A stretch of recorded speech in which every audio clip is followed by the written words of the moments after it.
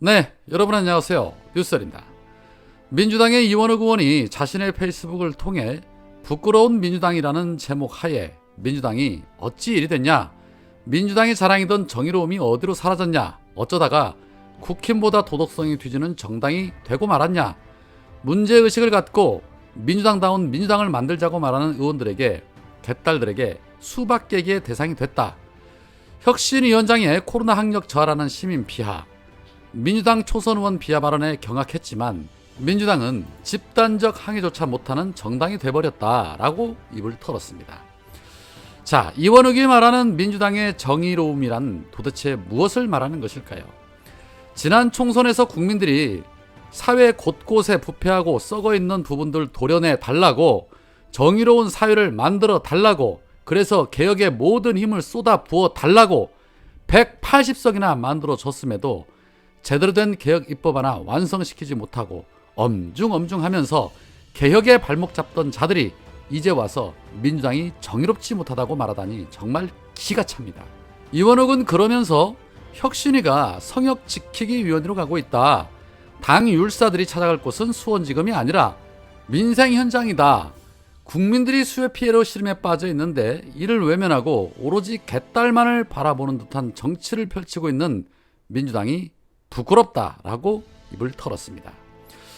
역시나 윤석열 정권과 그 하수인인 검찰의 조작질과 야당 탄압에는 한마디 안 하면서 역시나 내부 총질에만 열심인 모습을 확인할 수 있는 부분입니다. 본인도 아는 것이겠죠. 총선에서 공천 탈락할 것이라는 것을. 그러니 저렇게 최후의 발악을 하는 사람처럼 내부 총질에만 열심인 것이겠죠. 단 한 번도 본인들의 잘못이 무엇인지에 대해서 말하는 것을 못 본 것 같습니다. 제발 기레기들한테 떡밥 좀 작작 주시고 좀 나대지 마시기 바랍니다. 전혀 정의로워 보이지 않습니다. 자, 이외에도 이원욱과 조용천 이 수박들은 김남국 의원을 제명해야 한다는 주장도 계속해서 어필하고 있습니다. 특히 조홍천은 라디오 인터뷰에서 김남국 의원을 제명하지 않으면 제가 국민의힘이라면 총선에서 민주당은 상임위에서 코인 거래를 해도 아무렇지 않은 당이라고 비난할 것이다 라고 입을 털었고, 앞서 서복경 혁신위원이 이재명 지키기 혁신이라는 비판이 있다라는 말에 틀린 생각은 아닌 것 같다라고 답한 부분을 두고도 이게 도대체 뭔가, 용감한 것인가 무식한 것인가, 혁신위를 윤리심판으로 착각하는 건가, 이런 생각도 좀 했다. 지금 혁신위의 태도는 성역을 두겠다는 거냐, 별로 믿었지도 않고 방향성에 동의하기도 힘들다라는 말을 했습니다. 뭔들 마음에 들겠습니까? 그렇게 마음에 안 드는 민주당에 왜 그렇게 탈당도 안 하고 버티고 있는지 그게 더 아이러니합니다. 자, 관련해서 김은경 혁신위원장이 다음 달 10일 2차 혁신안, 그리고 다음 달 말쯤 3차 혁신안을 내놓을 계획이라면서 정책 정당으로 어떻게 거듭나야 하는지 고민이 2차 혁신안이라면 3차 혁신안은 당의 구조를 어떻게 현대화시킬까에 초점이 맞춰져 있다. 지난 21일까지 국민 제안을 받았는데 상당수가 공천 룰과 관련된 것이었고, 또 지역 간담회에서도 이에 대한 의견이 많았다. 미래의 가능성을 합리적으로 평가할 수 있는 공정한 기준을 만들어달라는 요구다. 공청회와 설문조사, 간담회 의견을 모두 모아 혁신안에 담겠다. 분열을 일으키려고 민주당이 온 거 아니다. 그러니 앞으로도 가능하면 싸우지 않는 쪽으로 하겠다. 많이 듣고 객관적인 혁신안을 만들어내겠다. 결기 있으니 믿어달라라고 당부를 했습니다.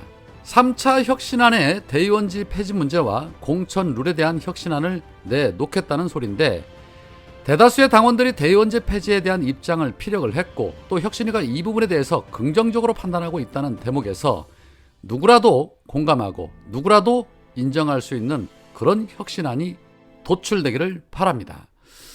자, 한편 오늘 송영길 전 대표는 서울중앙지검에서 윤석열을 공직선거법 위반과 정당법 위반 혐의로 고발을 했습니다.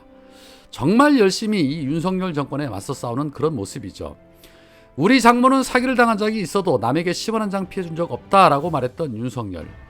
거기에 반복되는 대형 참사와 또 정부의 무능한 대처에 대해서 시민들은 무정부 상태와 같다라고 비판하고 있는데도 사과 한마디 안 하는 후한무치한 정권, 이런 정권에 대해서 장돌이 만화 만평이 한 장의 그림으로 설명을 해줍니다.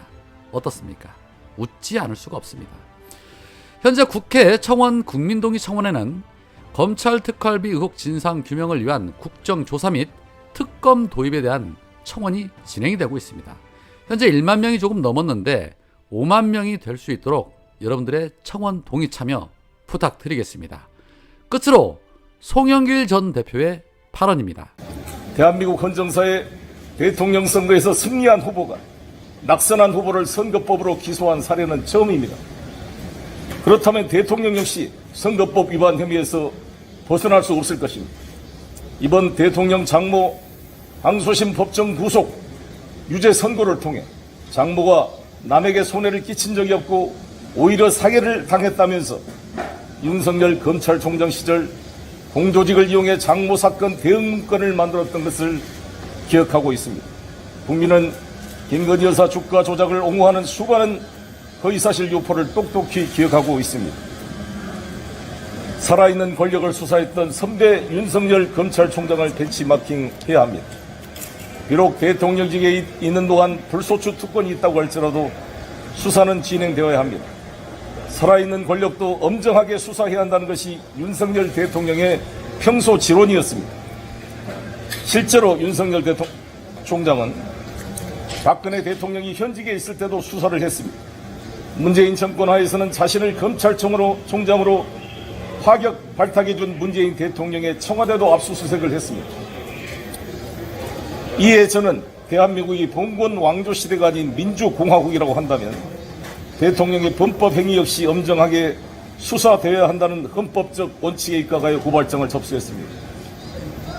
국민의힘이나 극우단체들이 고발하는 빛의 속도로 출국 금지와 압수수색을 하면서 살아있는 권력에 대해 고발하면 검찰 캐비넷에 처박아 놓고 수사를 하지 않는다면 이것은 공권력이 아니라 사적인 조직폭력이라 할 것입니다.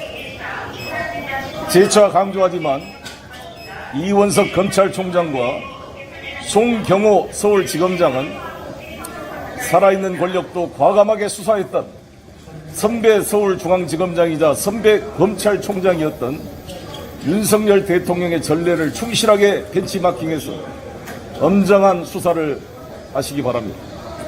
대통령직에 물러나 불소추 특권이 종료되는 순간 기소될 수 있도록 충실한 수사를 하여 헌법적 정의가 실현될 수 있도록 해주시기 바라겠습니다. 네, 윤석열 부하들이 과연 해낼 수 있겠습니까? 하나만한 얘기겠죠. 정권이 바뀌고 나면 딱 더도 말고 덜도 말고 조국 전 장관 가족 수사했던 것처럼 이재명 대표에게 수백 번의 압수수색을 했던 것처럼 공정과 상식에 맞게 그렇게만 해줬으면 좋겠습니다. 오늘은 여기까지입니다. 고맙습니다.